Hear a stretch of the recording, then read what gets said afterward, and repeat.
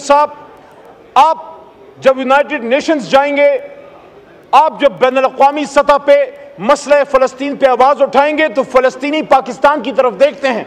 इसलिए मेरी ये इस्तदा है आपके हुजूर कि आप मसला फ़लस्तीन पे उसी तरह तवाना आवाज़ से आपकी भी और शहबाज शरीफ साहब की भी आवाज़ आनी चाहिए, जिस तरह इमरान खान साहब की या शाह महमूद कुरैशी साहब की थी। इंटरम सेटअप से मेरा कोई गिला नहीं है, वो पता नहीं किधर से आए थे, किधर चले गए। कुछ उनके नुमाइंदे अब भी आपके आस पास हैं, अपनी मंजी तले डांग फिर लें, देख लें, कम अज़ कम और कुछ नहीं कर सकते। आप सीनियर रहनुमा हैं, कम अज़ कम अपने बंदे लगाएं कि पॉलिसी तो सियासी बने, क्योंकि वही बात फिर आएगी, फिर कुछ लोग नाराज़ होंगे मेरे से, कुछ लोग नाराज़ होंगे जब मैं कायद की बात करता हूं कि पॉलिसी इस रियासत की, मुल्क की हम लोगों ने, हमने बनानी है, इधर से पॉलिसी बननी है। जब कायद ने स्टाफ कॉलेज को कहा था कि it is we the civilians who make this policies, तो एक तो ये, दूसरा अफगानिस्तान के लिए हमने 2 OIC कॉन्फ्रेंसेस जनाब फॉरेन मिनिस्टर साहब की थी, और ये जब जुल्फ़िकार अली भुट्टो साहब ने एक इस्लामी कॉन्फ्रेंस की थी सरबराही, उसके बाद एक बहुत बड़े गैप के बाद 50 साल बाद इमरान खान साहब ने पाकिस्तान में, इस्लामाबाद में, अफगानिस्तान में अमन लाने के लिए 2 इस्लामी OIC 2 कॉन्फ्रेंसेस की थी। और मुझे शर्फ हासिल है उन तमाम ज़ुमा को एयरपोर्ट पे वेलकम और सी ऑफ करने का, एक माहौल था उम्मत के इकट्ठे होने का। यहाँ पे जनाब स्पीकर साहब, मैं वहाँ लॉबी में वहाँ मौजूद था, और यहाँ हमारे उम्मत मुस्लिमा के लीडरान मौजूद थे। आपकी कुर्सी पे यहीं इमरान खान साहब वज़ीर आज़म ने एक स्पीच की, और उसमें जनाब स्पीकर साहब आपकी तवज्जो चाहता हूँ, इमरान खान साहब ने उम्मत मुस्लिमा को कहा कि आए मसला फ़लस्तीन, मसला कश्मीर और उम्मत मुस्लिमा के मसाइल पे हम एक इस्लामिक ब्लॉक बनाएं। जब इमरान खान साहब ने इस्लामिक ब्लॉक की बात की, मेरे कान खड़े हो गए।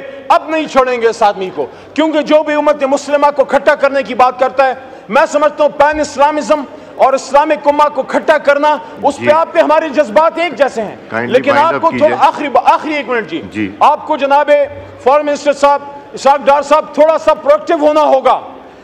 अफगानिस्तान के मसले पे जब हम गए थे, एक कोर्डियल माहौल छोड़ के गए थे। मुझे नहीं पता क्या हो गया, क्यों पिछले 2 साल में पाकिस्तान का ना कोई वजीर आजम, ना कोई वजीर खारजा काबुल नहीं गया। हमने तो 50 साल की दूरियां पेशावर और काबुल और इस्लामाबाद और काबुल में खत्म करने की तरफ चले गए थे।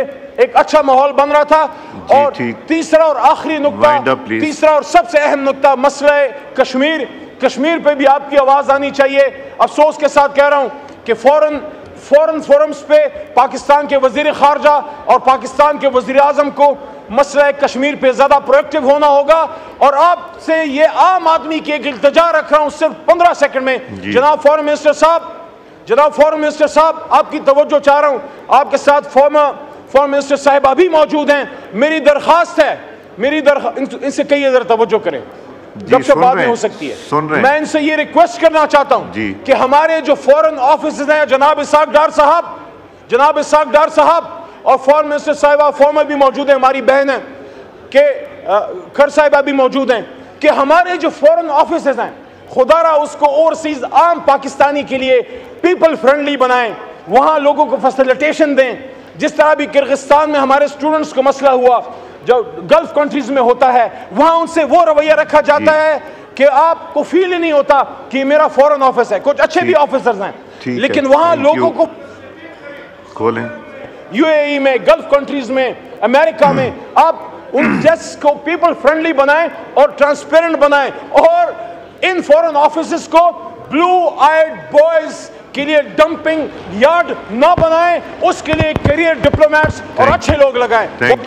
Thank you ji. सब्सक्राइब करें और बेल दबाएं ताकि कोई खबर रह न जाए।